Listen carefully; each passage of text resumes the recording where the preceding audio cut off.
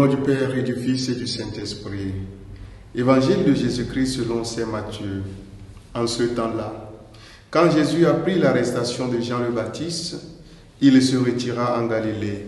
Il quitta Nazareth et vint habiter à Capharnaüm, ville située au bord de la mer de Galilée, dans les territoires de Zabulon et de Naphtali.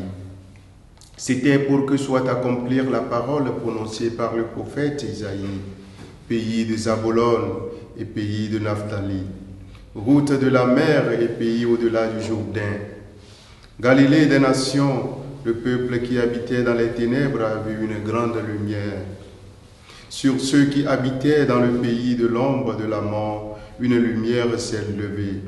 À partir de ce moment, Jésus commença à proclamer: Convertissez-vous, car le royaume des cieux est tout proche. Jésus parcourait toute la Galilée. Il enseigna dans leurs synagogues, proclamant l'évangile du royaume, guérissait toute maladie et toute infirmité dans le peuple. Sa renommée se répandit dans toute la Syrie. On lui amena tous ceux qui souffraient, atteints de maladies et de tourments de toutes sortes, possédés, épileptiques, paralysés. Et il les guérit. De grandes foules le suivirent, venus de la Galilée, de la Décapole, de Jérusalem, de la Judée et de l'autre côté du Jourdain. Acclamons la parole de Dieu. Louange à toi, Seigneur Jésus. Bien-aimés dans le Seigneur, nous sommes dans le temps de Noël. Je vous souhaite tout le meilleur possible. À peine la mission de Jean-Baptiste, le précurseur de Jésus, terminée, l'évangile de ce matin nous plonge au cœur même de la mission de Jésus, l'annonciateur du royaume des cieux.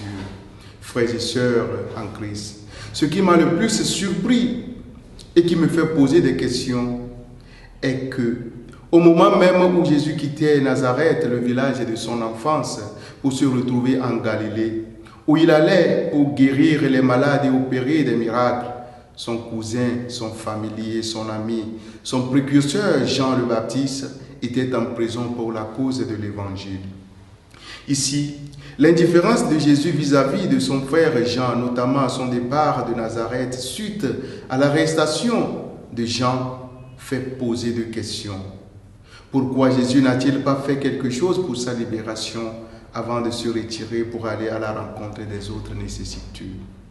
À première vue, on peut être tenté de juger en condamnant l'insensibilité ou l'indifférence de Jésus vis-à-vis de la souffrance de son frère, de son ami, de son précurseur.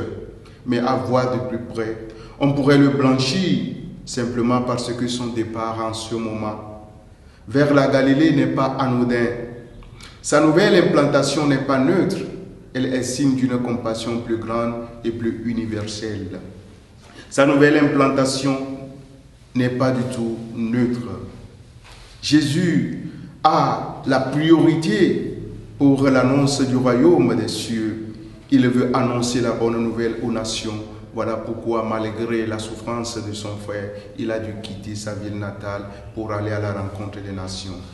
Elle nous apprend donc à devenir une église en sortie pour annoncer l'évangile auprès des personnes qui connaissaient Jésus très peu ou qui ne le connaissent même pas. En effet, Jésus a un carrefour anticipant le salut universel, puisqu'il est la lumière du monde. Et puisqu'il l'est, il ne veut pas se contenter de s'enfermer chez lui pour ne satisfaire que les besoins de sa parenté. Cette attitude de Jésus nous apprend que la compassion ou l'annonce du royaume de Dieu n'est pas une affaire clanique ou familiale. Elle n'est pas une affaire de région, loin de là, elle est une affaire universelle. Bien-aimés dans le Seigneur. Dans un monde où l'égoïsme a envahi le cœur des hommes, Jésus nous invite à être des missionnaires de son évangile jusqu'aux extrémités de la terre. Il nous invite à aller vers les gens d'autres cultures afin de leur témoigner de l'évangile. Qu'il nous donne lui-même de sortir de nos zones de confort afin d'annoncer son évangile au monde entier. Donne ta vie à Dieu.